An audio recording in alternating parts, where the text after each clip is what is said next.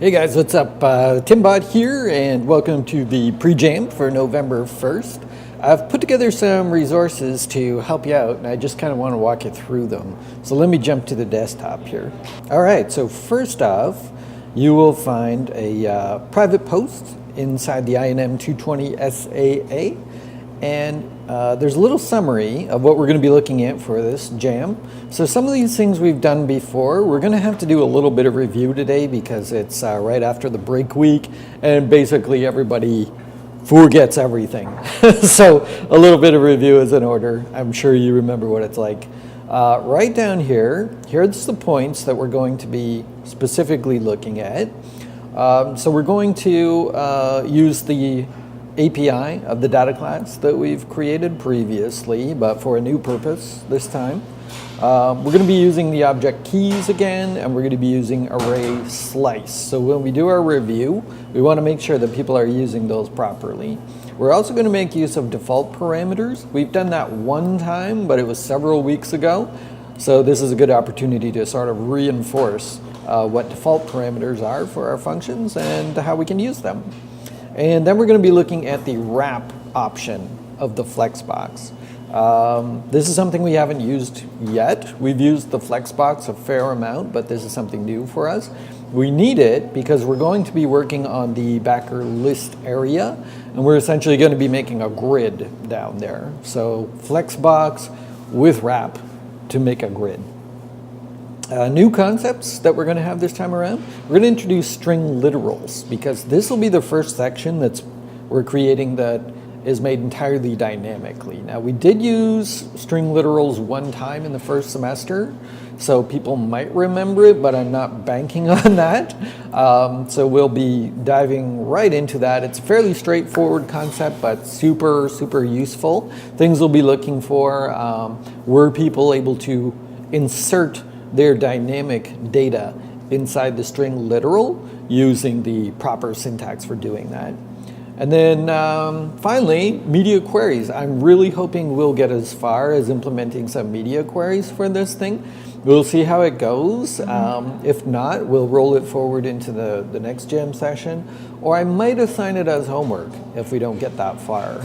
I'd like to see people do a little bit of extra work. We're halfway through the course now. So right here, I introduced you to this link for this pen, and this is my prep work. So hopefully this is handy for you guys.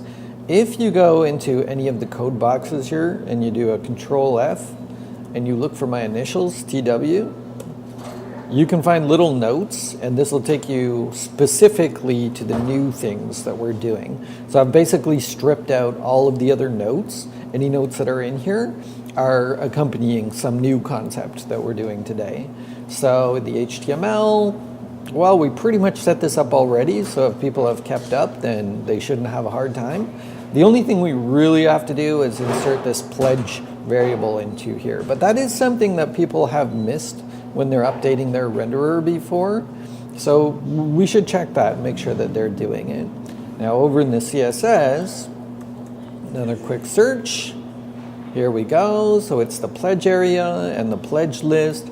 And so this is the CSS that relates to this new area right down here where we see Bob and Felicia, our two backers for this anti-gravity project that we got going on. And then lastly, if you jump into the JavaScript, this is where most of the action's going on. So let's see. So here's the new stuff that I've labeled out. And what we have here is a couple of things. We have this use of the object keys. Now, what I've done here is I'm using a variable on this.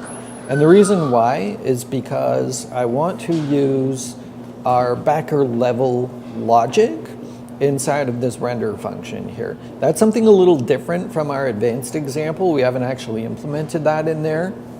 I may go back and put it in if this makes sense to people, but basically where I'm getting that from, I moved it from this area right down here where it used to be, where it was really only being applied to the one backer, Bob, and I've moved it up into the renderer for that purpose. So then we got our object keys. People should be getting familiar with how to use that by now. I'm combining that with slice. We're using the slice to allow people to specify how many backers they want to show on here. And so that is our default parameter lesson as well. So I can default it to 5, but when I call print backers, if I only want to show 1 or if I want to show 10, I can override that limit when I call the function. So nothing new for you guys, but that's definitely something that could trick people up and we should be watching for. Other than that, determine level by name was already made. So then we dive right down into our string literal here. One thing I've noticed is that CodePen's color formatting for string literals can fail. So right here you can see how, like, basically as of this H4 it's failing. So we'll have to make sure that that doesn't trip people up too much. Hopefully it won't. But this is an area of typos, so we can keep an eye out for that. And then finally, nothing new. We're using that selector to write the inner HTML and get our backers showing up down there. Now the other thing that we've done is right down on the bottom here, I've brought in some of the media query stuff. So we got, I believe, 3 breakpoints in here.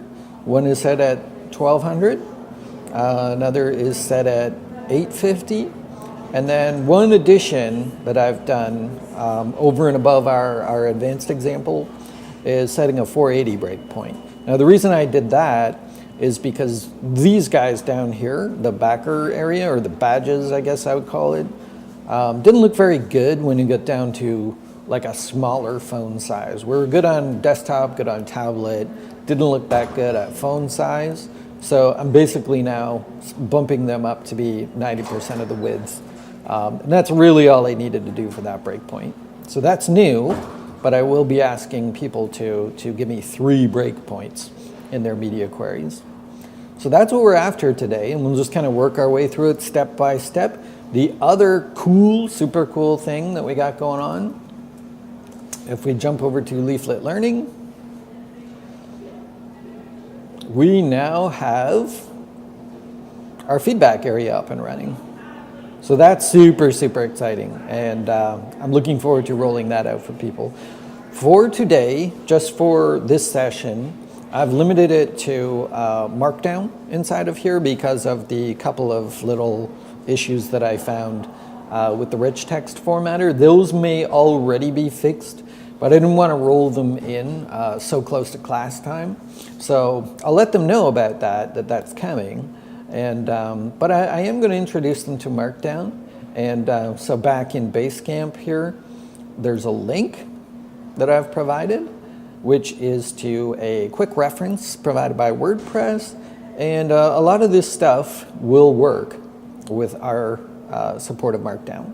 So if they use it, you know, that's good initiative, actually. It might not be related to the code we're writing, but writing Markdown for documentation is a valuable skill for developers. So if people dive in and start using it, then yay, we should be rewarding that.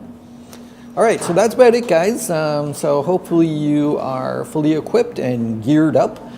We'll be here jumping into Leaflet Learning to provide the feedback on Thursday.